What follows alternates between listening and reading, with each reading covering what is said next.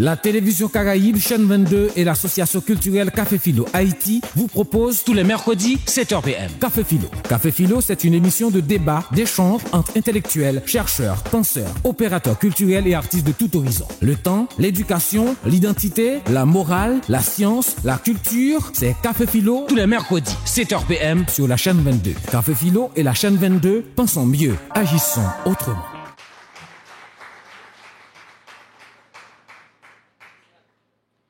Je dis bonsoir à tout le monde et je salue aussi la staff de Café Philo. Et je suis très heureuse d'être avec vous ce soir pour une autre mardi de philosophie. Et je salue aussi les spectateurs de la chaîne 22. Et pour commencer, on va suivre le schéma, comme nous tous nous le savons. On va se mettre debout pour entonner ensemble la dessalinienne.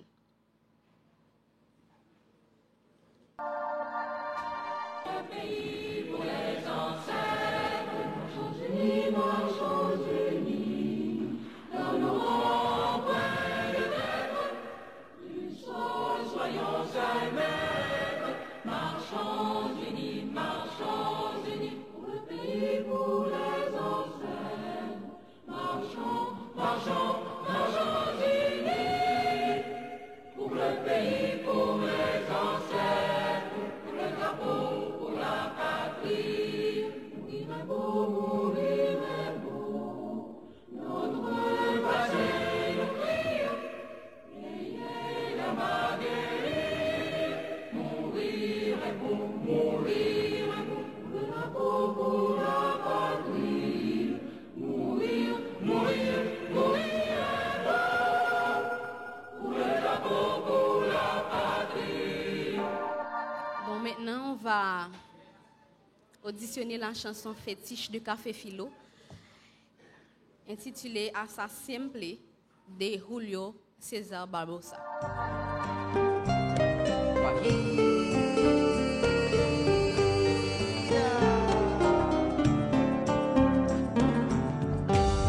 Aprendimos a quererte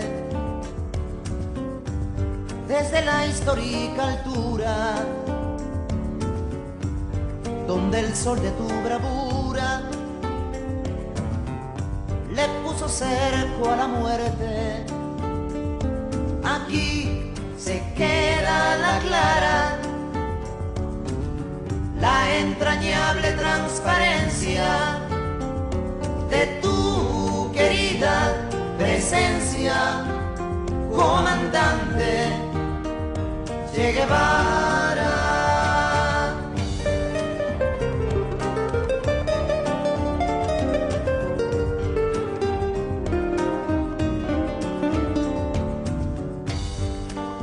Gloriosa y fuerte, desde la historia dispara, cuando todo Santa Clara se despierta para verte. Aquí se queda la clara, la entrañable transparencia de tu querida presencia, comandante Che Guevara.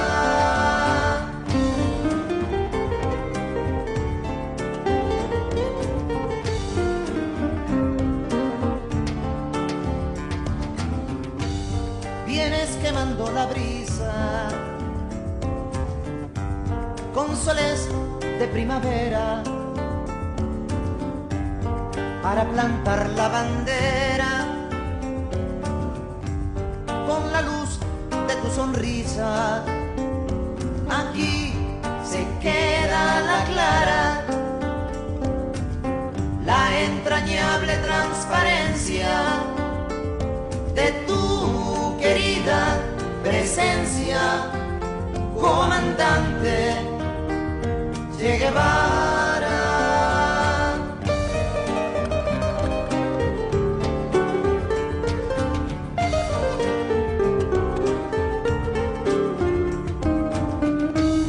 Tu amor revolucionario que con conduce a nueva empresa, donde espera la firmeza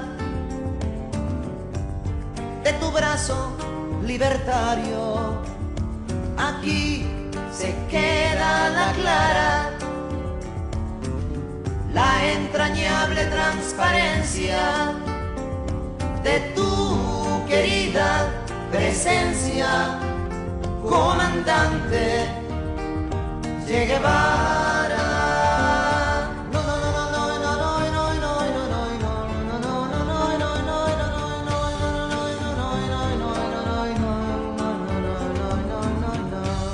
Seguiremos adelante,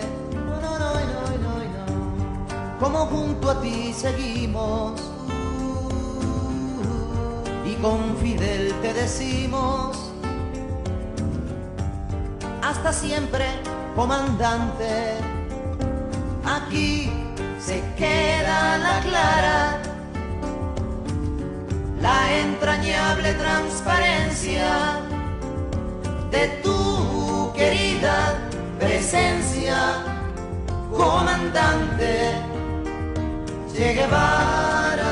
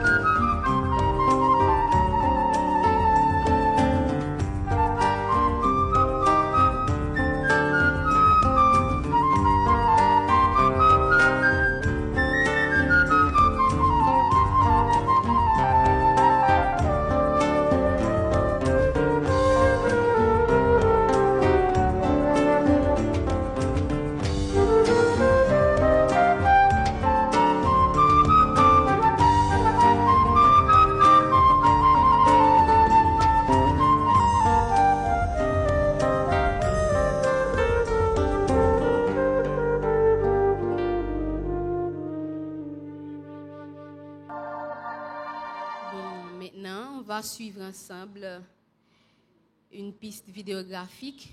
J'espère que vous serez attentifs. 1743. C'est dans une plantation sucrière de Saint-Domingue, riche colonie française d'Hispaniola, que naît l'esclave François Toussaint. Grâce à la bienveillance du propriétaire, le jeune noir échappe aux plus harassants travaux pour entrer au service personnel de son maître. Cette position s'accompagne de menus privilèges qui, ajoutés à des rudiments en écriture et en médecine, lui offrent de devenir contremaître.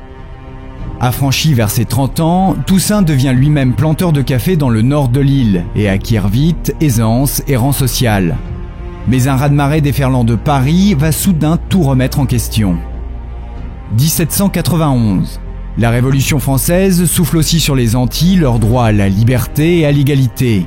En août, Saint-Domingue est secoué par son premier soulèvement d'esclaves. Partisan de l'abolitionnisme, Toussaint se joint aux insurgés comme médecin et conseiller. La Révolution cause le massacre d'1 millier de Blancs et se fait bientôt mater dans le sang par les autorités. Celles-ci refusant d'amnistier les rebelles et d'émanciper les esclaves, Toussaint reprend les armes pour une lutte que l'histoire retiendra sous le nom de Révolution haïtienne. C'est là qu'il gagne son surnom de l'ouverture pour son talent à se forcer un passage dans les rangs ennemis. Mais en 1793, la guerre éclate entre France républicaine et Espagne monarchique, et le conflit s'étend à leur possession partagée d'Hispaniola. Formant alliance avec les Espagnols, Toussaint Louverture est promu général et bat les soldats de la République. Porté par cette victoire militaire et politique, il forme le projet de devenir gouverneur de Saint-Domingue et d'y interdire l'exploitation des Noirs. Mais un nouveau bouleversement l'oblige à revoir sa stratégie. La Convention française vient en effet de voter l'abolition de l'esclavage. Toussaint fait alors le choix de rejoindre le camp français contre les Espagnols esclavagistes et s'empare manu militari du contrôle de Saint-Domingue en 1800. Se proclamant gouverneur général à vie, il rédige une constitution, commerce avec les Anglais aux grandes dames de Napoléon et remet sur pied l'économie locale en rappelant les colons blancs en fuite. S'il exauce son vœu de supprimer l'esclavage, il organise en revanche dans les plantations le travail forcé de ces nouveaux affranchis. Ce sont ces velléités autonomistes et autocratiques qui finiront par déclencher les foudres napoléoniennes. En janvier 1802, 20 000 soldats débarquent de la métropole et prennent l'île d'assaut, forçant Toussaint Louverture à déposer les armes après 5 mois de féroces combats. Arrêté, Toussaint est déporté en France et incarcéré dans le fort de Joux, dans le Jura. Maltraité, victime du froid, celui que l'on nomme le Spartacus noir meurt d'une pneumonie l'année suivante. En me renversant, on a abattu à Saint-Domingue que le tronc de l'arbre de la liberté. Mais il repoussera car ses racines sont profondes et nombreuses. Ces mots, prononcés lors de sa déportation, se révéleront prophétiques. En effet, les anciens compagnons de lutte de Toussaint Louverture s'insurgent à nouveau et parviennent à triompher du joug français. L'indépendance est finalement proclamée le 1er janvier 1804. Saint-Domingue devient alors Haïti, la première république noire libre du monde. Maintenant, on va écouter Madame Lucie Carmel-Paul-Austin et autour du thème Haïti, une révolution philosophique négligée. Je la laisse se présenter, comment c'est vu bien sûr. Bonsoir tout le monde. D'abord, je remercie Café Philo pour cette opportunité de venir dialoguer avec vous. Comme je disais à ma modératrice, je suis très peu incline à des exposés magistraux, à des exposés. Voilà. J'entreprends cette conversation, comme le dit l'affiche, ces réflexions autour de la révolution haïtienne. C'est dans un souci d'abord de partager, parce que j'en avais déjà parlé à Ralph de cet article, de partager, l'article est en anglais. J'ai pu le lire, le décrypter et travailler sur cet article personnellement et autour de l'article, les références que m'a fourni cet article. Donc, c'est avec joie et c'est un privilège aussi d'être parmi vous. Alors, me présenter, je vais le faire très brièvement. Je suis formé d'abord en biologie, biochimie et biophysique. Et j'ai enseigné la biophysique, la biochimie, la chimie pendant une bonne vingtaine d'années à la faculté d'agronomie, à la faculté de médecine, à l'UH. Et ensuite, j'entreprends à la faveur des événements de 2004. J'entreprends d'autres études doctorales en études comparées en lettres. Mon corpus était théorie-critique. Et quand je dis théorie-critique, j'ai voulu faire de la littérature, mais en comparant deux disciplines que m'avait proposé ma directrice de thèse, l'histoire et la philosophie. Donc voilà ce qui, dans mon second trajet d'universitaire, me ramène à ces pistes, à savoir interroger l'histoire. Alors mon souci, cet après-midi, je suis connue aussi comme une vice-rectrice de l'UEH, directrice générale de la condition féminine et ministre de l'Éducation. Tout ceci pour vous expliquer, pour comprendre un peu cette quête que je poursuis, je pourrais dire, pour mieux comprendre. Parce que le politique a un peu empiété sur ma formation professionnelle et en cherchant à comprendre, il m'a fallu retourner aux sources.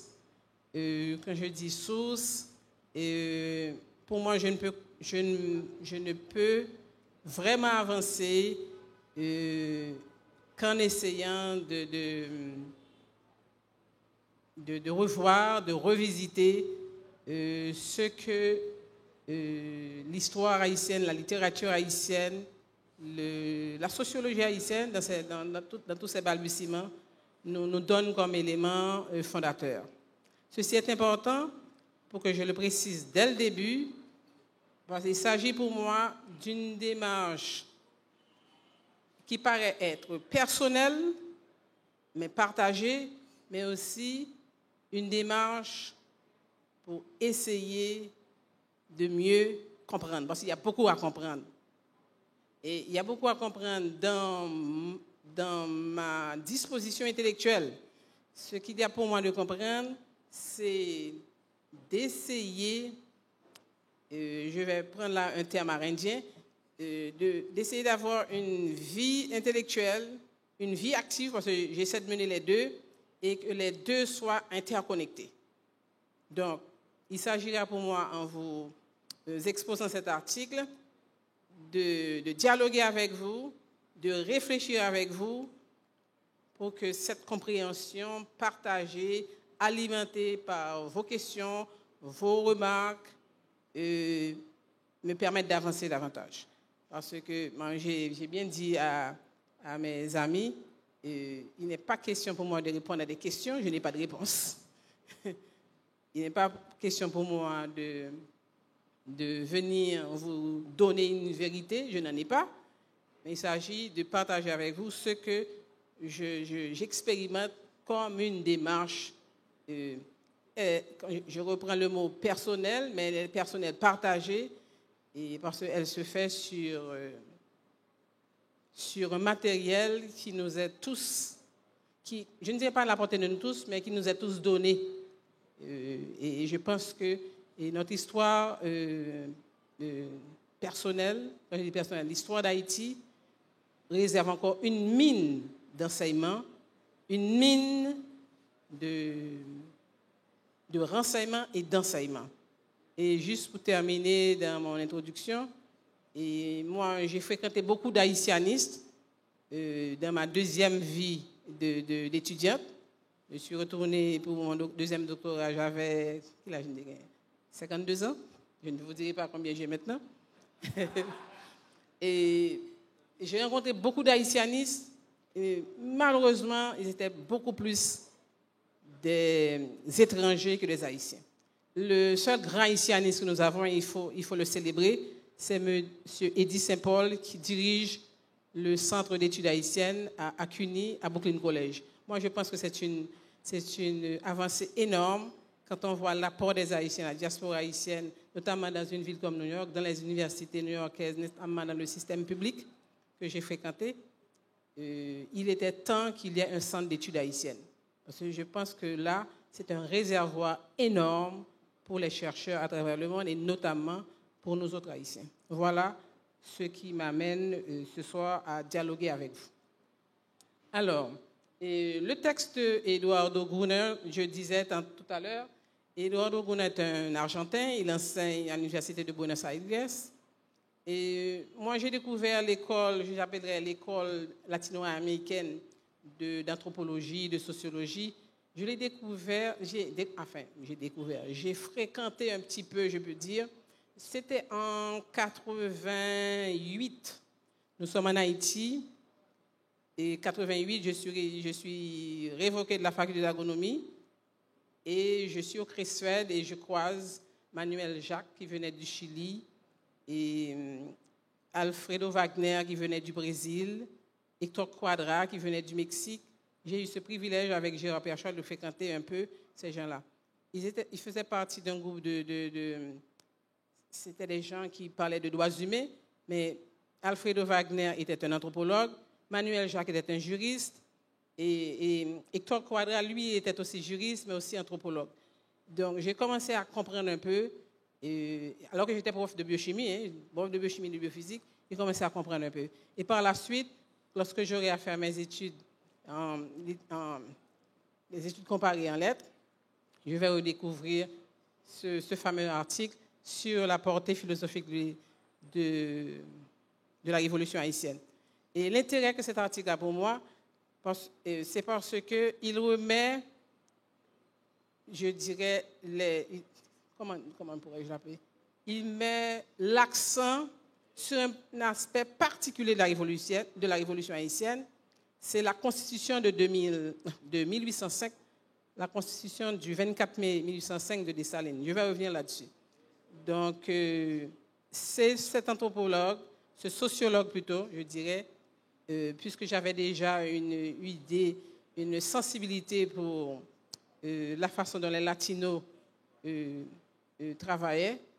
Donc, je suis tombée par hasard sur cet article. Et cet article, il est tiré d'un livre, d'un essai qu'il a écrit qui s'appelle La Oscuridad y las Luces, Capitalismo, Cultura y Revolución. Bon, c'est clair, c'est l'obscurité et la lumière, capitalisme, etc. Donc, le thème central de son livre, c'est justement l'interrelation entre le capitalisme et la culture et la révolution. Mais sa thèse, pour ceux qui connaissent un peu les relations capitalistes et esclavage, ont lu le texte, je dirais, de Eric Williams sur capitalisme et esclavage, qui date déjà de 1944 ou 1945, je ne sais plus. Donc, sa thèse prend en compte la révolution haïtienne pour montrer comment ce trinôme est un trinôme, je dirais, instable, parce qu'il va créer au moins deux contradictions. C'est le capitalisme ne peut qu'engendrer que l'exploitation et la résistance. Donc, ça va déjà créer une tension. Et partant de cette grande thèse, de ce grand essai, il va sortir cet article sur l'aspect négligé, l'aspect complètement oublié, comme on le lit en anglais, de la révolution haïtienne. Ce que Michel Rolph-Trouillot appelle le silence sur la révolution haïtienne. Voilà en gros le contexte. Donc, voilà. Donc, le résumé de l'article, je l'ai fait quelque part. L'article se présente comme une cassure ontologique et phénoménologique. Moi, ce sont deux termes que je reprends souvent. Et sur l'universalisme des Lumières. Pour Eduardo Gruner, la révolution haïtienne a une portée philosophique puisqu'elle permet de mettre à nu le faux universalisme européen. Si vous voulez, c'est là la thèse de l'article, mais il va l'illustrer à partir de l'article 14 de la Constitution du 24 mai 1805 de Dessalines. Parce que la Constitution naît de la victoire de Vertières. Ce n'est pas comme la Constitution de 1801 de Toussaint qui avait déjà une contradiction énorme où il abolit l'esclavage. Les habitants de Saint-Domingue sont tous, naissent et meurent égaux et libres et français. Comme ils n'étaient pas français, ils étaient toujours dans l'esclavage. Ils vont revenir dans l'esclavage. Bref, on ne reviendra pas là-dessus, mais il faut voir la contradiction qu'introduit Toussaint dans la Constitution ne sera pas la même que va introduire Dessalines dans celle de 1805, parce que lui, sa Constitution est postérieure à une victoire, à une révolution. Donc, il faut comprendre aussi, même quand les textes légaux sont formels, ils ont besoin d'une matérialité. Et en général, cette matérialité, elle est souvent violente. Voilà, en gros, comment Eduardo va retracer pour nous l'aspect, je dirais, l'aspect fondamental, philosophique de la révolution haïtienne, à partir de cet article. Alors, ceci étant, et je ne vais pas encore vous donner l'article, j'espère que vous le connaissez, l'article 14. Il dit quoi? Tous les Haïtiens, à partir d'aujourd'hui, à partir de maintenant, tous les Haïtiens sont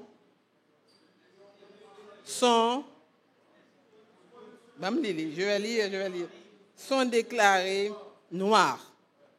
Et je vais faire une petite parenthèse courte.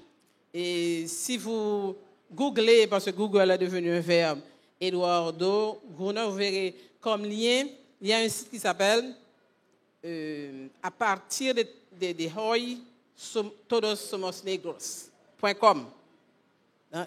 C'est un site qu'on trouve lorsqu'on fait, si vous voulez, des recherches associées à des anthropologues latino-américains. Donc, il y a un site todosomosnegros.com. Bref, donc, je disais, l'article dit tous les Haïtiens, à partir de maintenant, tous les Haïtiens seront connus sous la dénomination de Noirs. Okay, voilà. Alors, quel est l'argument de Eduardo Gruner pour comprendre cet article? La première chose, j'ai un plan, et je dois suivre mon plan. Je sais qu'il y a des académiciens assez férus ici. le premier argument dans cet article, enfin pas dans cet article, le premier argument d'Eduardo, il nous dit, déjà, avant même de lire l'article, la révolution haïtienne qui arrive en 1803, elle dépasse la révolution américaine qui date de 1776, elle dépasse celle de 1789 de la révolution française, et cette révolution vient éclairer les lumières. Je rappelle ceci parce que, n'oubliez pas, cet article est tiré de son essai sur la oscuridad y las luces. Donc, et comment il va l'expliquer? Le premier argument pour lui, c'est que cette révolution, en inscrivant, enfin, cette dénomination noire résultante de la révolution haïtienne, est un déni de ces universalismes européens. Et à la fois, si vous voulez, en inscrivant ce terme, il y a comme une résolution d'un conflit. Et pour lui, quel est ce conflit? C'est le conflit classique, je ne dirais pas classique, maintenant nous l'appelons classique, de ce qu'on appelle de la dichotomie encore du binôme, l'objet singulier et le concept général. Et ceci paraît simple, sauf que dans la Déclaration universelle des droits de l'homme, nous avons un libellé très clair, tous les hommes naissent égaux en droit. Et pour nous, au moment où nous parlons, nous sommes en 2017, il est évident que tous les hommes nous paraissent peut-être évidents. Mais déjà, lorsque, si vous voulez, ce produit des Lumières arrive dans un monde esclavagiste, dans un monde dominé par le colonialisme et le trafic d'êtres humains, la tension que crée ce texte, ou du moins la tension sur laquelle, si vous voulez, la révolution haïtienne va choper, c'est le fait que vous avez aussi une tension non résolue entre des individus qui sont des êtres humains et des non-humains en même temps. C'est-à-dire que, déjà, il y a une contradiction inhérente si vous voulez, à la condition d'esclave. Vous avez des gens, des êtres humains, qui sont vendus comme des choses, qui ont apparemment une âme, parce qu'il faut les baptiser. L'esclave était une chose baptisable. Donc, si vous voulez, dans l'imaginaire, je peux l'appeler ainsi, universel européen, un humain peut être aussi un non-humain. Vous voyez? Donc, il y a là, si vous voulez, je dirais une dialectique non résolue. Parce qu'il y a une contradiction. L'humain ne va être soumis à être non-humain. Donc, si vous voulez, cette révolution dite universelle, bien sûr, et si vous voulez, l'avènement de la victoire de Vertières implique, ipso facto, que cette flopée d'individus, cette masse humaine qui était vue comme des êtres non humains se révèle à l'humanité, et c'est un camouflet, si vous voulez, comme il le dit dans le texte, pour cet universalisme qui est totalement faux. Donc il y a deux choses, un déni de l'universalisme européen, et ça résout automatiquement, si vous voulez, ipso facto, ça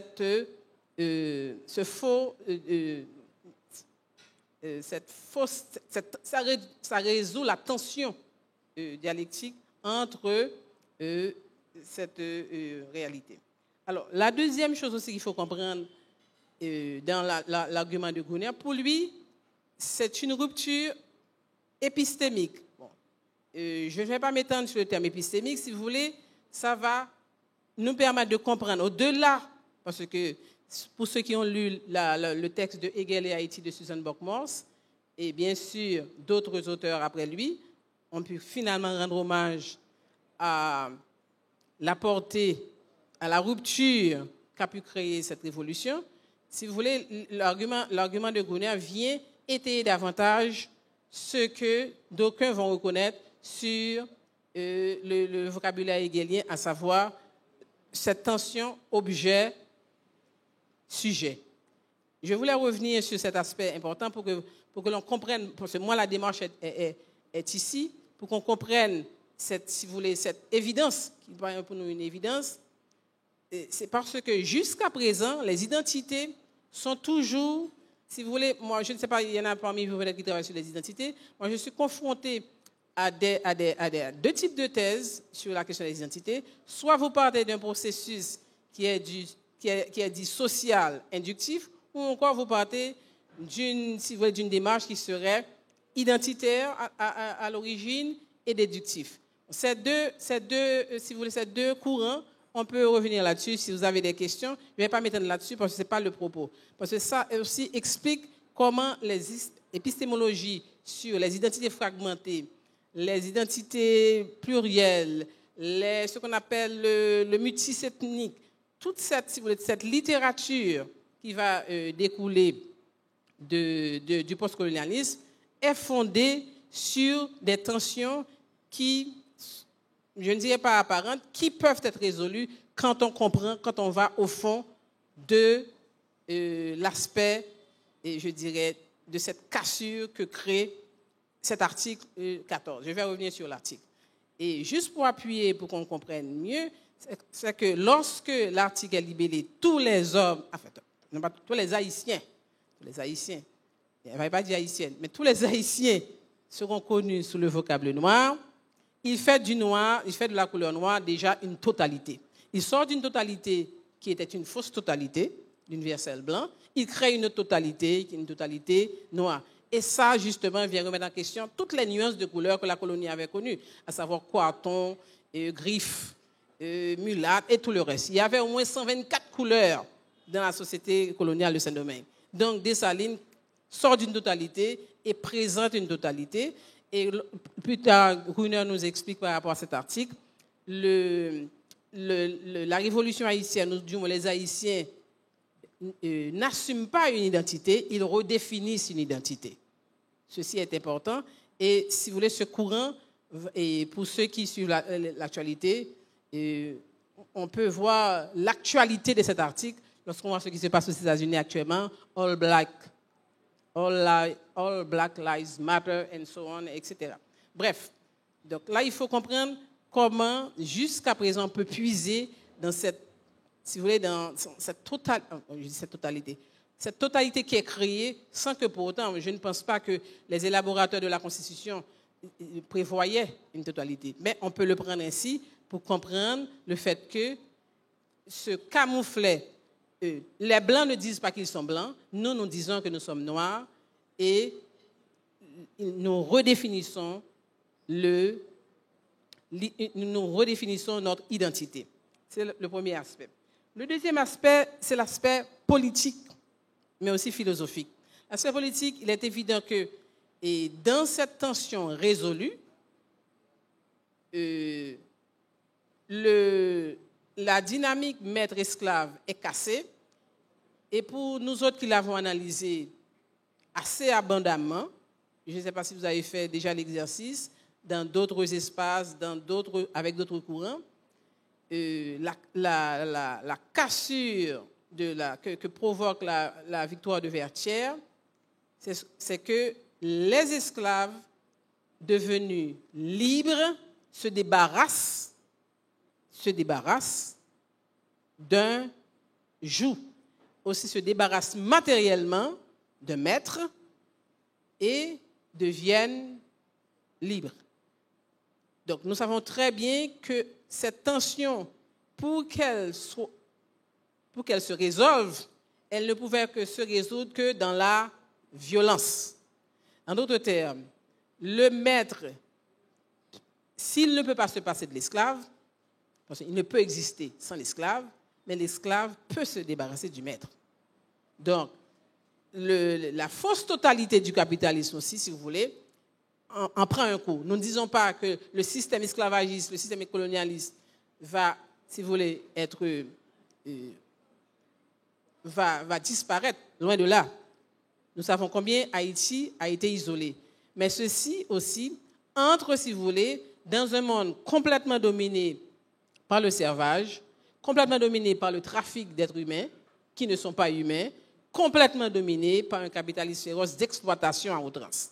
Donc, là encore, si vous voulez, la portée à la fois philosophique sur la question épistémique et résout un conflit dialectique. Et deuxièmement, la portée politique, c'est qu'on peut se débarrasser, de même que l'universalisme européen n'est pas une totalité, le capitalisme aussi n'est pas une totalité. Ça aussi, c'est une leçon ou encore c'est une conséquence de la victoire de Vertières. Elle n'est pas inscrite dans l'article, mais Gruner le rappelle, dans l'article 14. La troisième chose aussi que relate Gruner, à la déclaration de l'indépendance, à la proclamation de l'indépendance, les Africains qui sont sur l'île reprennent un nom qui n'est pas un nom créole. Il y en a qui étaient nés dans la colonie. Nous étions là depuis plus de 300 ans, 1503 jusqu'à 2003. Et c'est sûr que les générations qui sont succédées, il n'y avait plus, si vous voulez, d'Africains d'origine, si vous voulez, de première ou de deuxième génération. Et je ne dirais pas que ce n'est pas un hasard, je n'étais pas là avec eux, mais nous pouvons remarquer que le fait de revendiquer un nom aborigène, les nouveaux libres revendiquent à la fois, si vous voulez, et pour les premiers habitants de l'île. C'est-à-dire qu'ils restituent la mémoire des premiers habitants de l'île. Là encore aussi, la portée, je dirais, d'un point de vue des courants postcoloniaux, c'est que nous voyons qu'en général, les identités qui se fabriquent sont toujours dans la postcolonie. Et maintenant, on parle des subalternes, etc. Bon, je ne vais pas m'étendre là-dessus, mais ce sur quoi je veux insister, c'est que, si vous voulez, un pendant à la question, si vous voulez, des ruptures, c'est le fait de revendiquer un nom pour racheter dans l'histoire ceux qui sont déjà, qui étaient là, qui ont disparu, pour les, si vous voulez, remettre en premier plan. Donc, Haïti, si vous voulez, en naissant de la sorte, Haïti se proclame comme une non-post-colonie. Donc, si vous voulez, on pourra toujours en discuter, mais c'est un des arguments, je pense, qui est assez valable chez Gruner, parce que moi aussi, quand je dis moi aussi, je suis encore tenaillé par cette question du postcolonialisme, ou encore des conflits identitaires qui seraient hérités de notre, si vous voulez, de notre grande traversée dans l'esclavage, dans la colonie, quand on voit ce qui se passe avec les sociétés qui sont issues soit du colonialisme anglais, français, portugais, etc. Ce qu'on appelle toutes ces périphéries fragmentées. Moi, je dis qu'il y a un centre, formateur, il y a un centre qui était au départ destructeur, formateur, qui est source, qui est, si vous voulez, origine de ce conflit, qui demande à être revisité. Et je peux comprendre l'argument de Gruner quand il pense que ce rachat des aborigènes par le nom de la nouvelle République noire, une république avec un nom indien, peuplé de noirs, c'est une inscription qui, si vous voulez, c'est une temporalité, je dirais, qui crée ce que Foucault appelle une hétérotopie, c'est-à-dire il y a un problème, il crée un autre conflit. Si vous voulez, ça cause un autre conflit. L'autre argument dans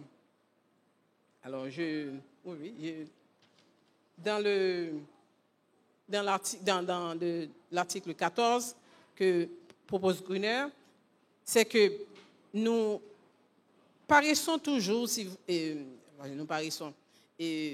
dans la logique, parce que n'oubliez pas l'argument premier, l'argument fondateur, c'est qu'il y a une tension que résout cette rupture violente.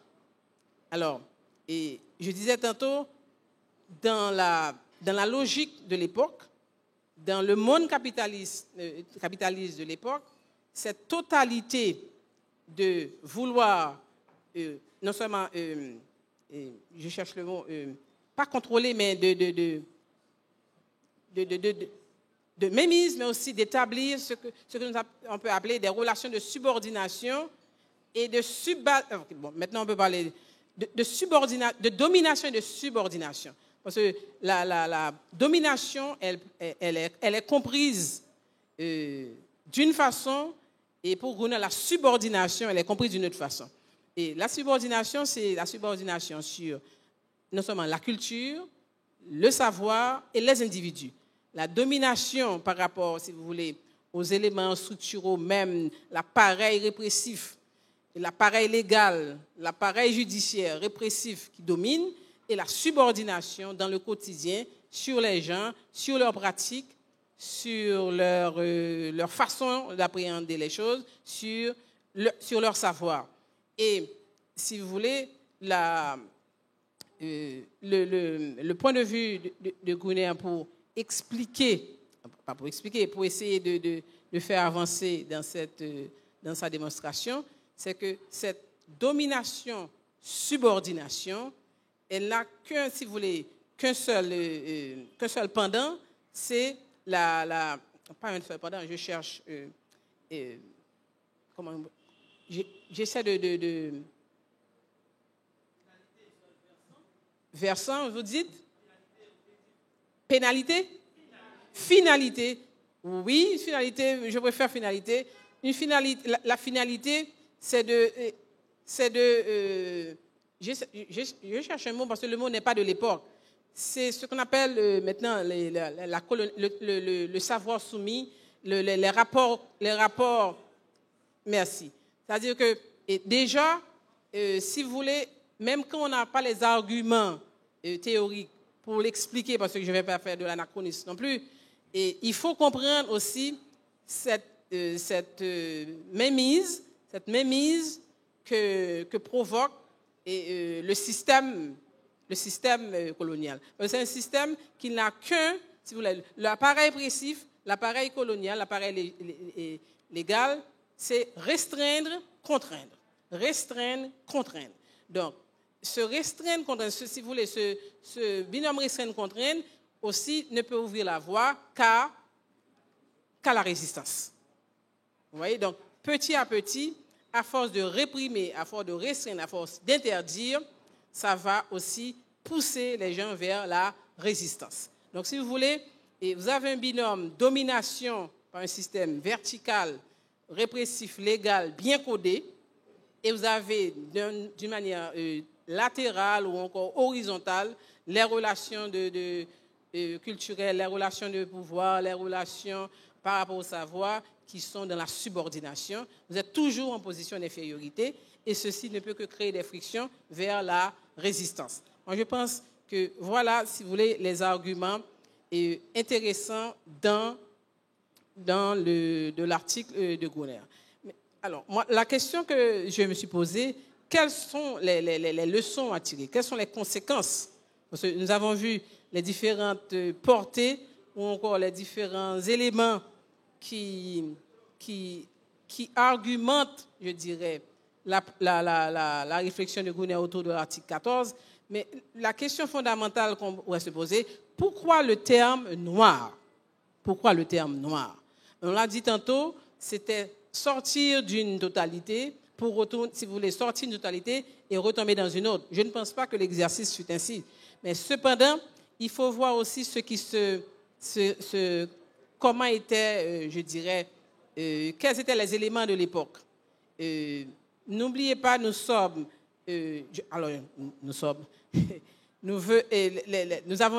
avons eu la Révolution américaine en 1776, qui clame haut et fort, tous les hommes naissent, c'est toujours la même rengaine, c'est toujours le même rituel.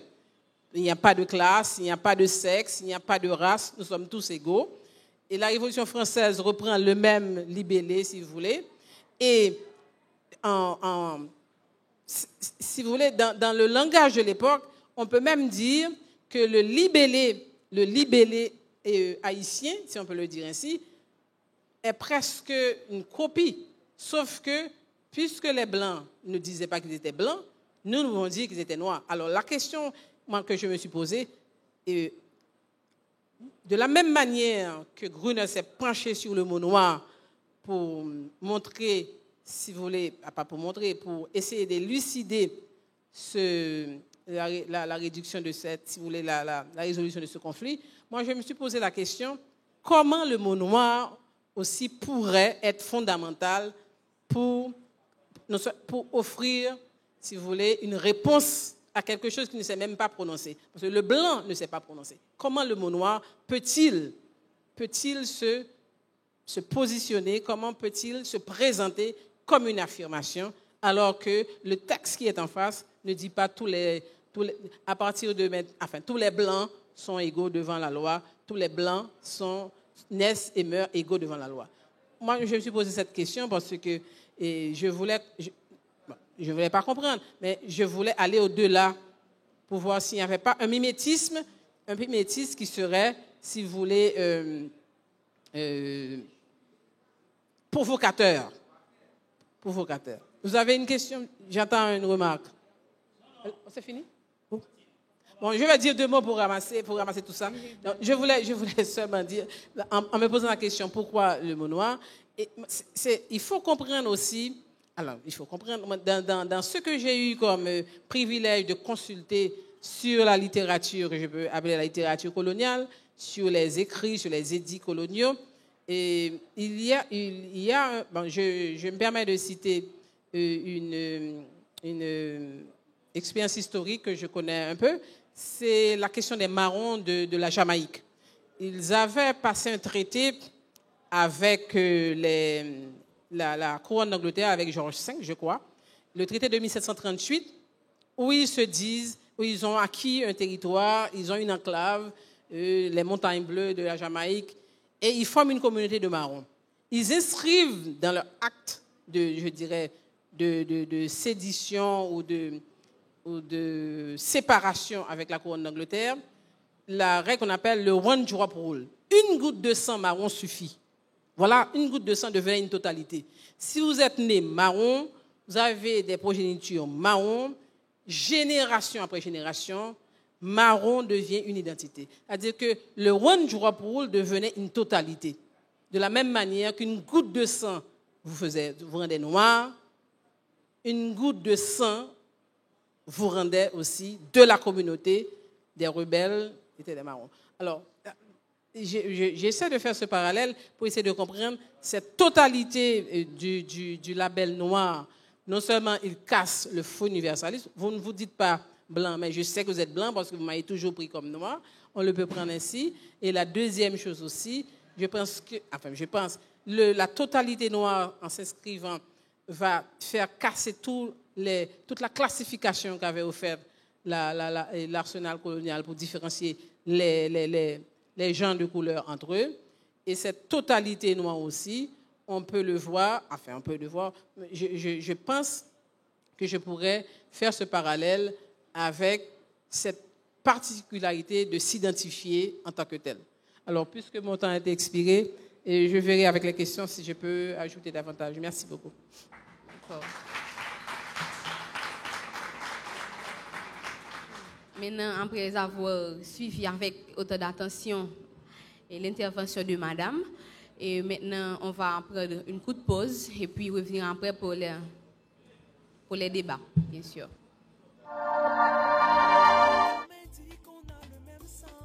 Est-ce qu'on t'a jamais dit qu'on est un seul clan? Est-ce qu'on te l'a jamais dit?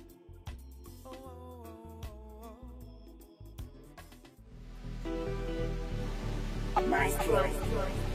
Yo, yo! Toi-même tu sais, en j'assave. Yeah, yeah! Ce monde a tellement de tourments, la, la, la, la, que sont rares les bons moments, la, la, la, la, que de stress tout le temps, la, la, la, la, et on vit en contre-temps, la, la, la, la. On n'est pas là pour longtemps, la, la, la, la, si on veut gagner du temps, la, la, la, la.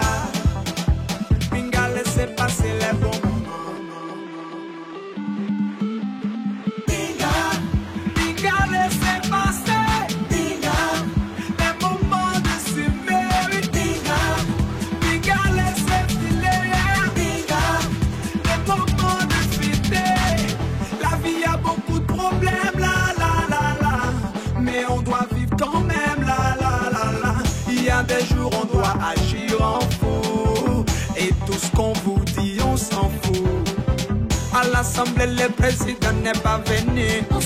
Et les ministres ont démissionné. Au tribunal, les magistrats n'étaient pas là. Et les prisonniers se sont évadés. C'est comme ça, Binga laissez passer les bons moments. Binga laissez passer.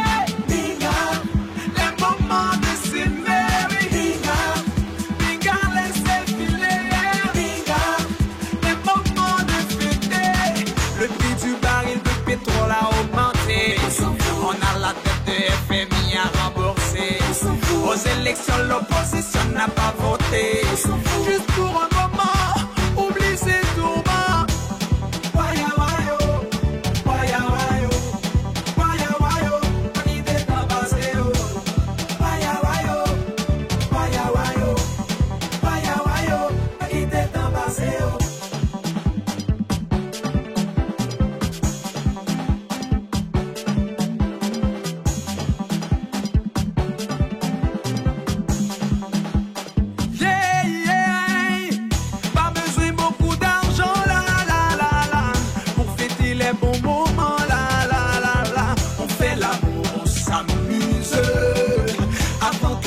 Jeunesse s'use.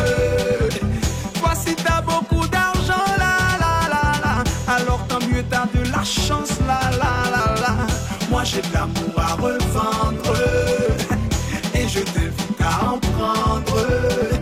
Que tu sois riche ou pauvre, blanc ou nègre, je te dis franchement, hey, oh, yo yo yo yo, Binga laissez passer les bons moments.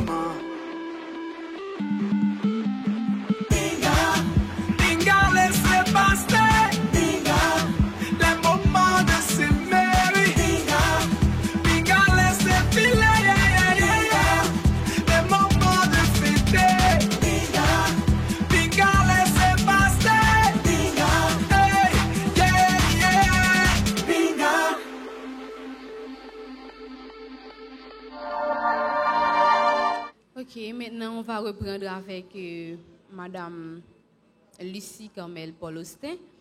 On va passer directement à la première série de questions. J'appelle Paulson Pierre-Philippe. Bonsoir et merci pour l'intervention. Ma question est la suivante.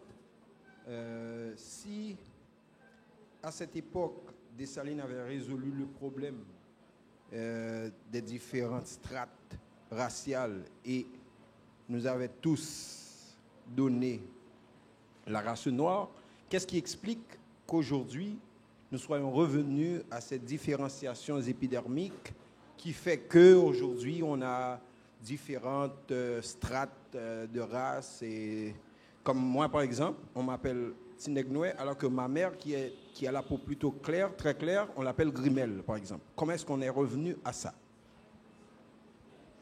Je tiens à dire un grand bonsoir à tous les interlocuteurs du café de ce soir. Je suis extrêmement ravi d'être ici parmi vous. Et pour faciliter la compréhension de tout le monde, je vais m'exprimer dans la langue de Papa Dessalines. Il y a une similarité entre question Pamna avec question camarade là. Je ne même dire qu'il y a une similarité, il y a une similitude qui est très étroite entre question Pamna avec question Pamna. En fait, mes questions Pamna mais ça lié. Ça c'est la pigmentocratie et Jean et Madame Marie-Camille Sodil là. Lydie Dessalines te détruit ça immédiatement qu'elle dit thème noir là, c'est une expression qui c'est non générique de tous les Haïtiens, c'est thème générique qui te désigné tout Haïtien, c'est-à-dire il te banni toute différenciation sociale qui te gagnée entre différentes classes qui étaient dans la société, bien qu'elle était considérée médecin qui était une couleur blanche et il a fait une considération, il a fait élimination pour médecins qui étaient une couleur blanche, prêtre, etc. Et même tout par extension, je a toujours dit, il était considéré comme des noirs. Mais ça n'a pas jamais fini. Mais pigmentocratie, il était toujours à faire une prolifération qui est très exagérée, jusqu'à ce qu'il y ait plusieurs ouvrages qui écrivent sur ça. même Frantz Fanon, il toujours dit, dans la Caïpal, les noirs, là, ils toujours fiers, ils ont assimilé avec les blancs.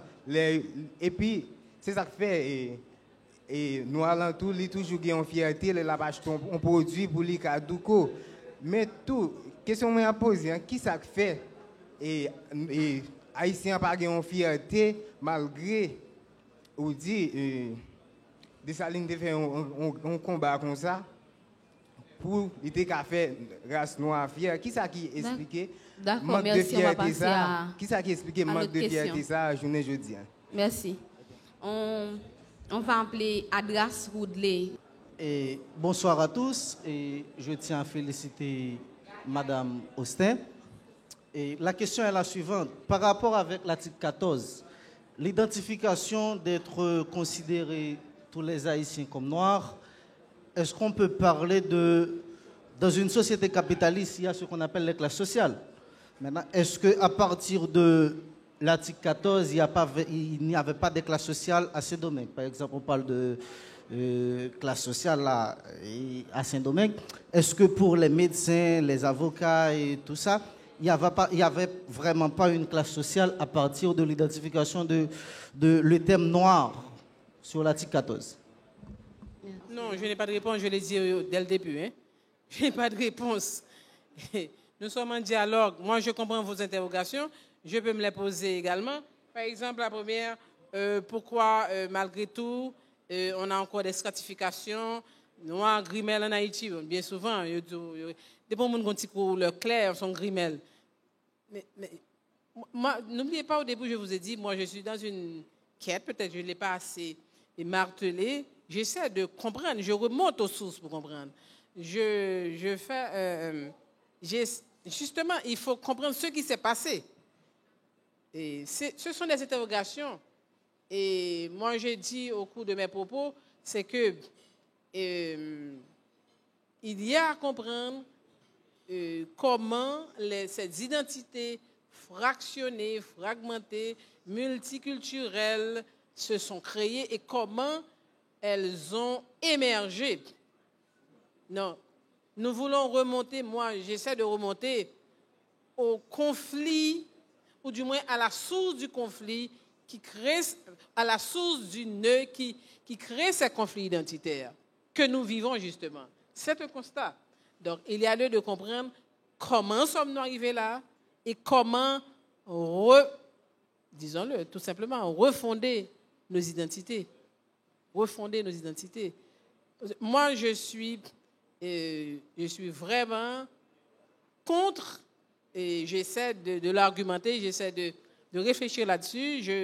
Je me mets pratiquement dans un travail d'archéologie, si je peux prendre ce terme, pour essayer d'expliquer que, justement, vous avez cité Fanon, que ce soit Omi Baba, que ce soit Saïd, que ce soit Lewis. Moi, j'essaie de sortir de cette théorie post-coloniale, de cette théorie ou encore de ces courants subalternistes et tout le reste. Moi, j'essaie d'argumenter, j'essaie de chercher un argument sur ce creuset colonial pour expliquer, pour comprendre, et je reviens au terme, c'est restreindre et contraindre.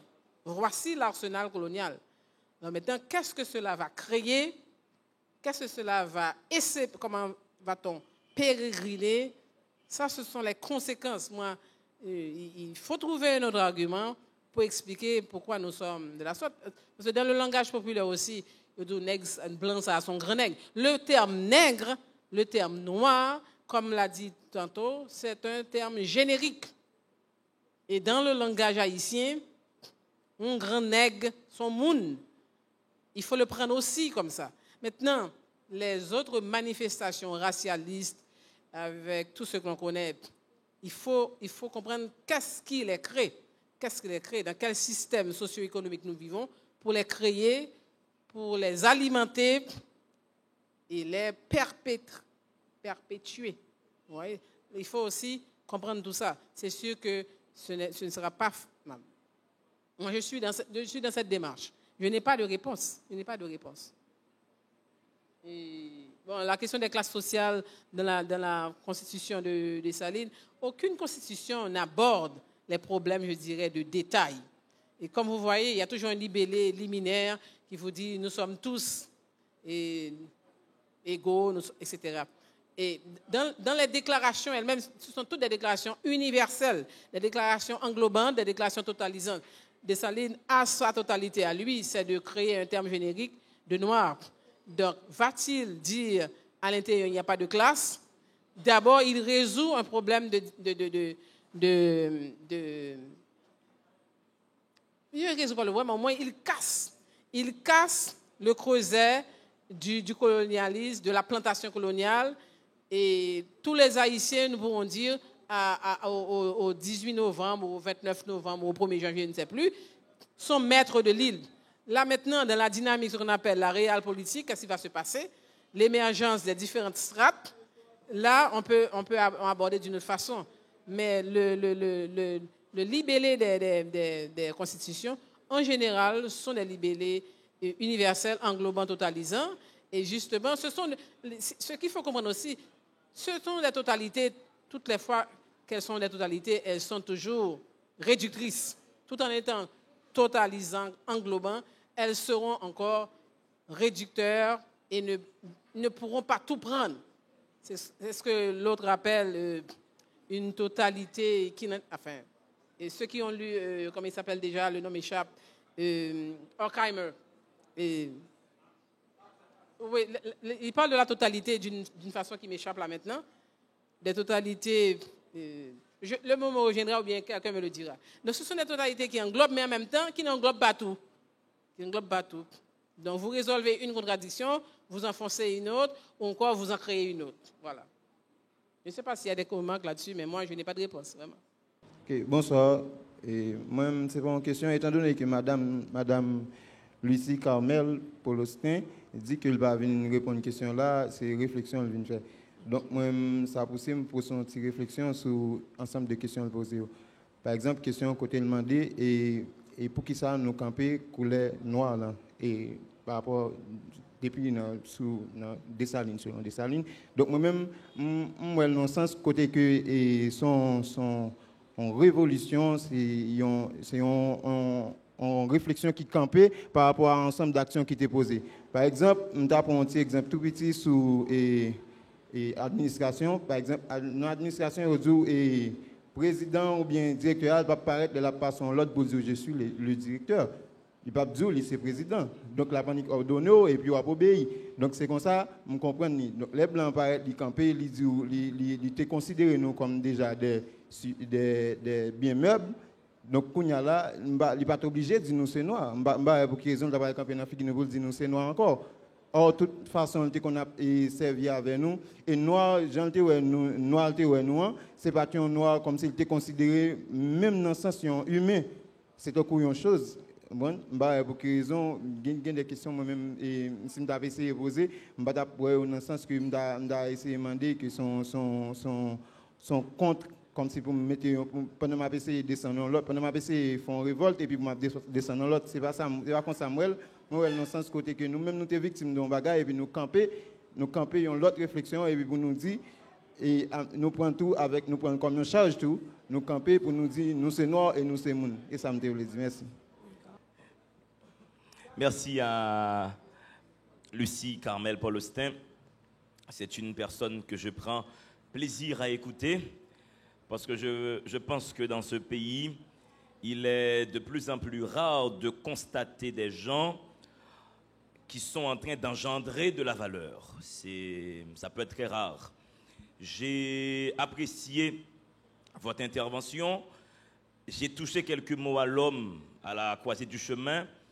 Je n'ai pas constaté un fil rouge dans le déploiement de votre pensée, mais la parole, elle était pourvue d'une telle élégance que je me suis passé de ce fil rouge. Du coup, ma question est la suivante. Quand Jean-Jacques Dessalines, il campe la négritude comme la nationalité type par excellence, j'ai envie de vous demander, je ne sais pas si j'arriverai à vous demander ça, est-ce que Dessalines n'a pas campé un racisme à contre-rebours? Est-ce que ce n'est pas du racisme gentil, du racisme sans le vouloir? Dire tous les Haïtiens, ils sont noirs. Parce que beaucoup de Polonais qui sont arrivés avec Leclerc pour nous en mettre plein la gueule, ils se sont au fait retournés contre Leclerc et ils sont maintenant à Casal. Oui, il y a des rencontres endogènes, mais on s'en tape, au moins ils font l'amour. Mais ces Polonais nous ont quand même aidés à camper ce pays. Donc du coup, est-ce que Dessalines, avec tout l'amour que je lui dois, et malheureusement Toussaint Louverture éclipse Dessalines, parce que la France considère Toussaint politiquement comme un serviteur gentil. Toussaint voulait quand même faire d'Haïti la Guadeloupe ou la Martinique. C'est Dessalines qui est le héros de la nation. C'est celui qui a dit non à la France. C'est quand même l'homme qui a craché dans la soupe. Il faut le dire, Toussaint c'est un gentil qui voulait faire d'Haïti un département français des Amériques. Ça, c'est ma première question.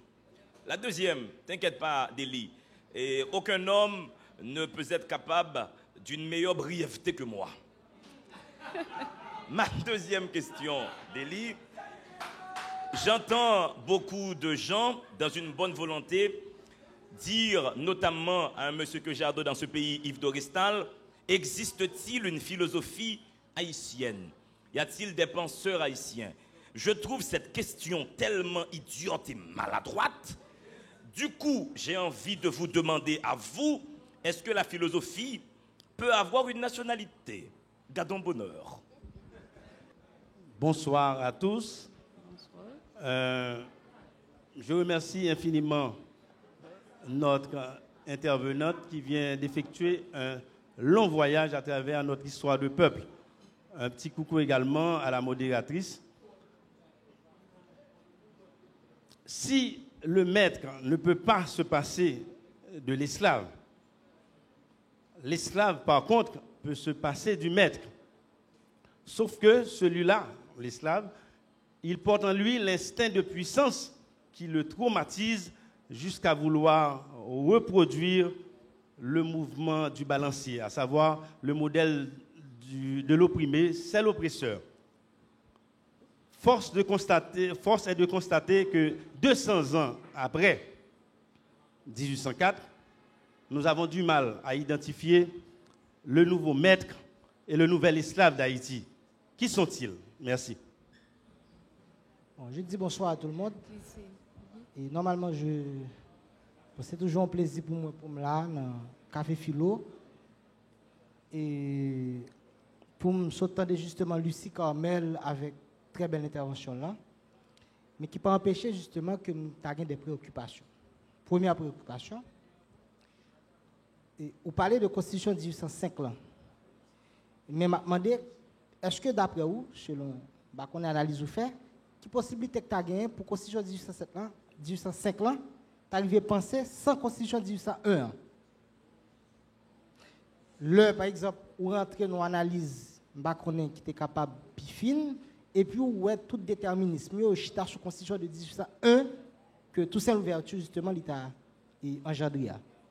Deuxième intervention, c'est vrai que où chita justement belle littérature là, avec un paquet d'auteurs, etc.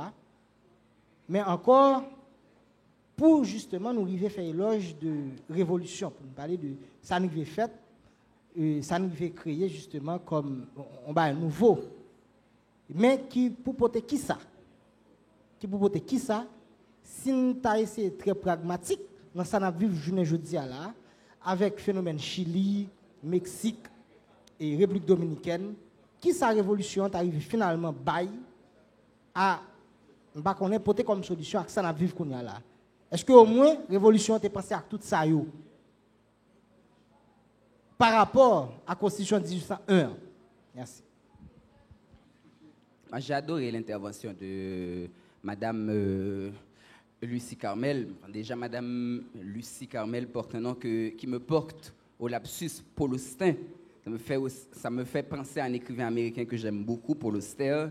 Moi, je pense qu'il y a quelque chose qui m'a chiffonné à la fin. C'est qu'on a parlé des esclaves de la Jamaïque qui ont traité avec la couronne, si je ne me trompe pas, en 1738. Voilà. Moi, je pense que il y a toujours quelque chose qui fait de l'homme une tentation impossible. C'est que les premières clauses de cette traité, c'était qu'il n'y a plus de marrons, que tous les autres esclaves qui se libèrent du joug de l'esclavage de la couronne seraient attrapés par les marrons et seraient remis en esclavage. Donc je trouve qu'il y a quelque chose d'opportuniste et qu'on n'a pas cité, qui fait, que je le dis, qui fait qu'il y a une imposture. Donc c'est justement sur ça que je voulais revenir. Voilà. Merci beaucoup. Comme je n'ai pas de réponse, mais je vais tenter de prendre les préoccupations que vous avez. Je commence par la dernière préoccupation. J'ai mentionné le traité de 1738 signé avec Georges V, les marrons dans le traité de Trelawney. Le traité a un ensemble d'articles. Le but de ce traité, c'est d'avoir une concession et d'aller habiter. Et justement, ce que ce traité inscrira aussi, comme vous venez de le dire, l'enclave que nous créons, c'est cette communauté de marrons que nous sommes libres et nous donnons, je dirais,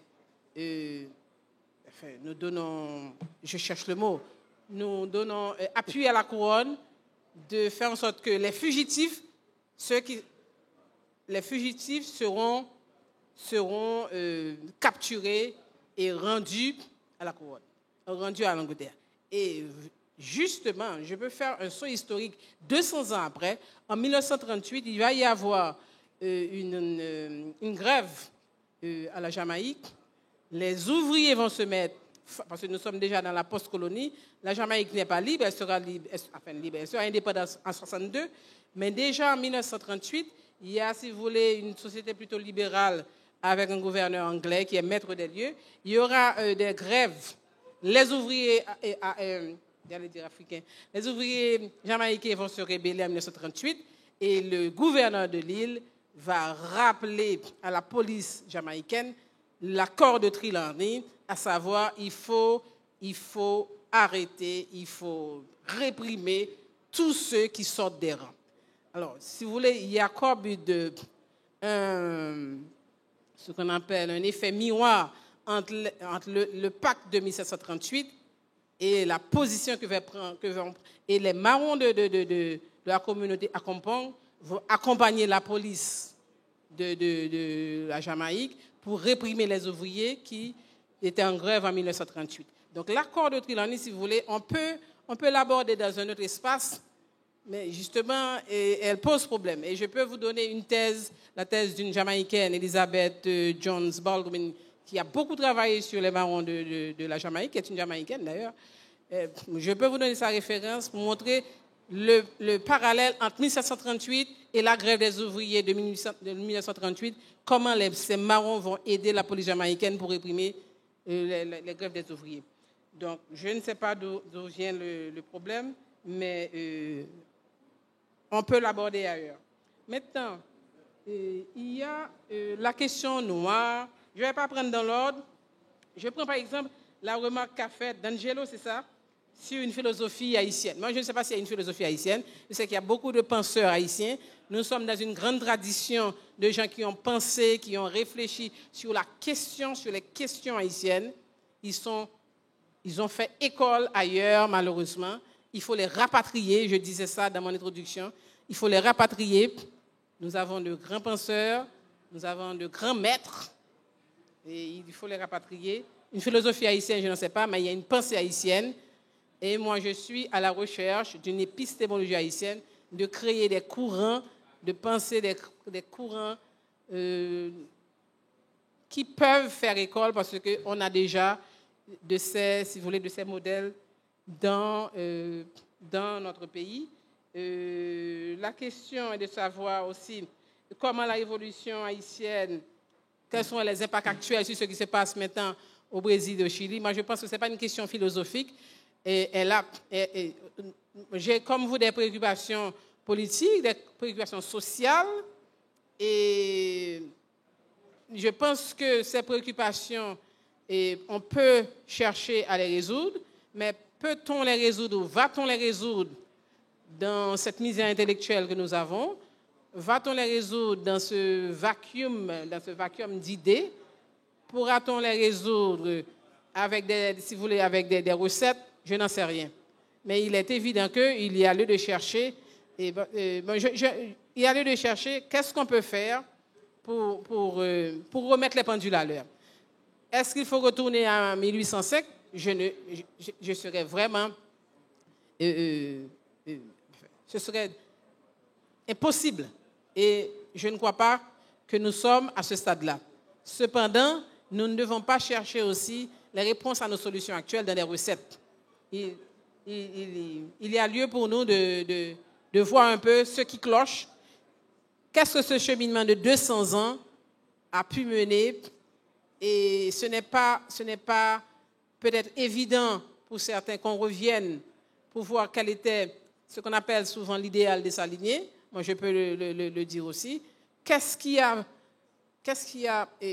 pu créer cette articulation telle que Dessalines et ses collègues ou ses compagnons d'armes ont pu le faire?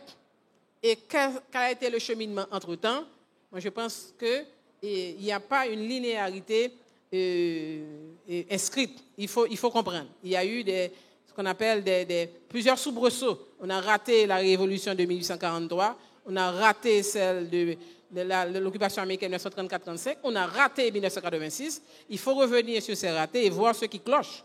Moi, je ne peux pas plus dire davantage là-dessus. Maintenant, la Constitution de 1801, peut-être qu'elle est générée celle de 1805. Elles sont, comme l'a dit l'intervenant, 1801 1805, si vous voulez, aurait beaucoup attiré de 1801. Moi, j'ai noté au cours de mon intervention une contradiction aussi, une tension qu'avait essayé d'inscrire Toussaint lorsqu'ils disent les habitants de l'île Saint-Domingue naissent et meurent libres, égaux et français. Pour lui, la citoyenneté devenait, si vous voulez, une identité. Si vous êtes citoyen français, vous n'êtes plus dans l'esclavage. Il créait aussi une terre libre qui faisait partie d'un empire. Donc là aussi, ce sont des contradictions qui n'ont pas été résolues et on verra comment les résoudre, si ce n'est que par une révolte qui devra aboutir à une victoire sanglante. Donc là encore, est-ce que 1805 hérite de 1801? Je ne sais pas, mais il est évident que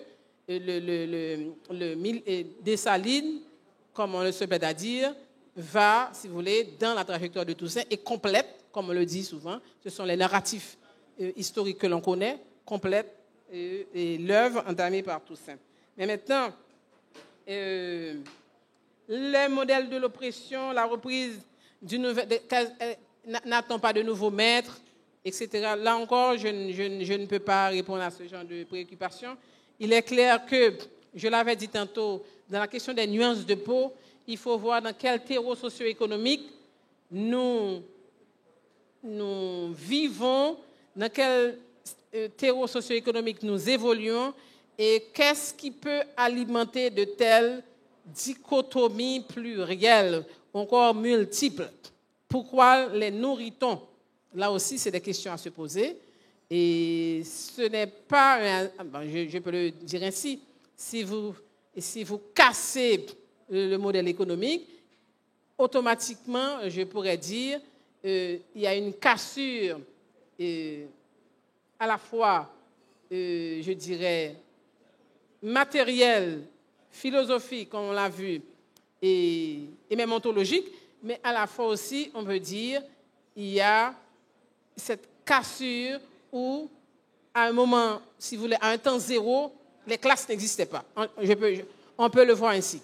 À quel moment elles vont ressurgir? Là, je me répète, là aussi, il faut voir quel modèle économique peut, si vous voulez, peut nourrir toutes ces fractions.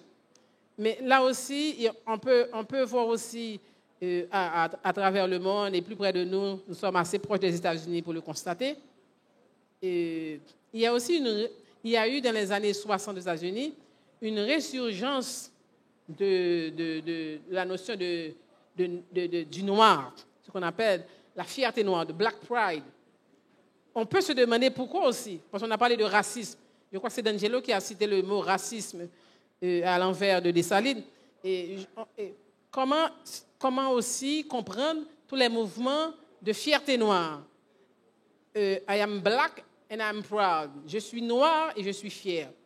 Tout ceci, si vous voulez, le mouvement de la négritude, que, si vous voulez, qui a été articulé par les Césaire, Damas et Senghor. Tout ceci, bien sûr, tout ceci va dans ce courant. Il y a comme une fierté à recouvrer, il y a comme un générique à recouvrer pour qu'on explique aussi, pas qu'on explique, pour qu'on essaie de gommer, si vous voulez, si ça peut le faire, toutes ces identités fragmentées, plurielles que l'on connaît. Moi, comme je vous dis tout à l'heure, je suis dans cette démarche. Pour moi, le générique noir ne me gêne pas. Et pour moi, il n'est pas un racisme à l'envers. Il y a comme si vous voulez, une récupération, comme la récupération indienne du territoire. Il y a une récupération à faire. Et par rapport aux Polonais et aux Allemands, d'après Dessalines, ils étaient tous noirs. Tout le monde, ça a été des nègres. Tout nègre blanc, ça a été des nègres. Ouais? Tout le monde blanc, ça a été des nègres. Donc, on peut le voir ainsi. Pour moi, ce générique ne met pas... de même qu'il est totalisant, il n'a pas toutes les sommes, comme on dit, il n'a pas toute la somme, et donc il ne m'effraie pas pour autant. Vous voyez, ce n'est pas un problème. Voilà. Je crois que j'ai fait le tour, je ne sais pas. Voilà.